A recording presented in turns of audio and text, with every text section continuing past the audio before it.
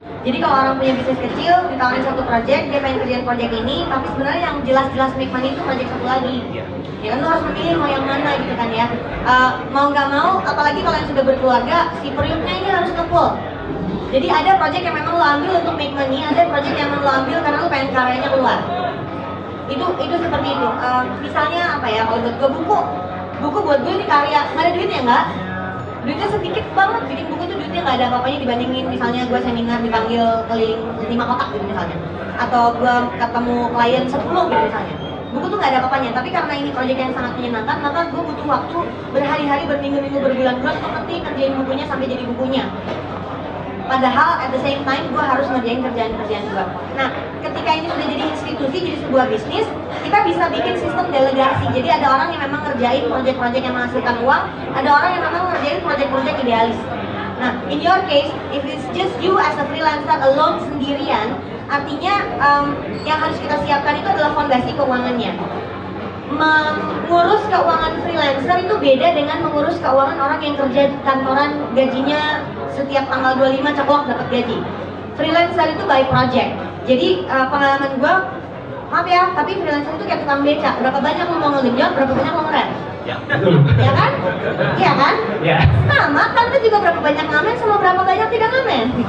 Jadi kalau kita ngomongin kayak gitu, perhatiin nomor satu, pengeluaran bulanan lu dulu seperti apa. Misalnya, punya pengeluaran bulanan yang sudah dihitung 2 juta sebulan.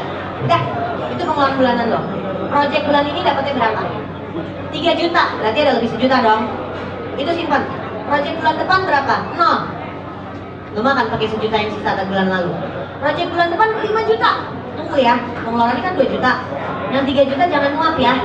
Nah, ada konsep yang disebut dana darurat. Dana darurat itu adalah uang yang duduk manis dan siap kita pakai pada saat kita tidak punya penghasilan.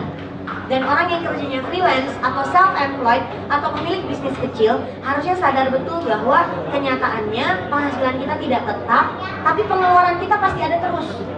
Jadi uang yang masuknya naik turun itu harus ada yang diparkir untuk hidup paling nggak sebulan atau 3 bulan ke depan.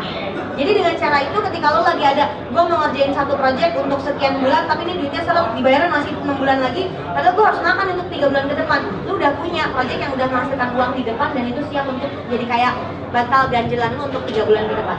Kira-kira it's easier said than done, lebih mudah untuk dibicarakan, tapi coba praktekin deh, karena gue ngerasain di awal-awal bisnisnya jalan, gue gak punya penghasilan sama sekali. Gue baru gajian 2007 loh. Dari 2003 ke 2000. Jadi emang kayak apa ya, bener-bener harus tahan banting. Dari 2003 ke 2007 itu penghasilannya bener-bener berdasarkan project masuk. Karena pengen variable cost tadi tinggi kan. Variable cost harus lebih tinggi daripada fixed cost. Jadi gak ada gaji tetap sama sekali. Jadi bener-bener yang bulan ini punya 350.000. Langsung telepon suami, mas pulang kantor jam berapa nebeng? Gak punya duit buat naik taksi pulang, rumahnya jauh gitu ya. Dan kan princess gak bisa naik bis.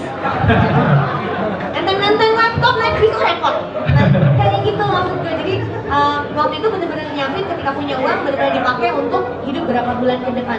Dan itu periode yang gue rasa berat tapi sangat menyenangkan karena lu bener-bener ngerasain susahnya mencetak uang untuk si usahanya. In your case sih, perlakukan si pekerjaan freelance itu dengan baik supaya uang yang masuk di bulan-bulan lo lagi rame dengan uang yang masuk di bulan-bulan lo lagi sepi itu teratur dengan baik. Mungkin ada di sini yang remehin, rezeki mati mana we gitu ya, ini ada gitu ya. Perlu saya quote sebuah ayat gitu.